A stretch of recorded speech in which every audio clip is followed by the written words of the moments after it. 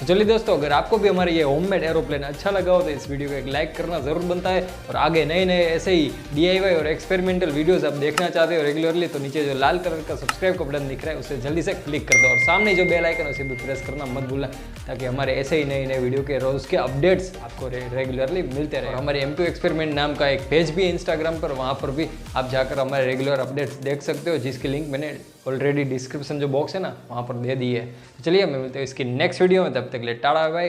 Jai Hind.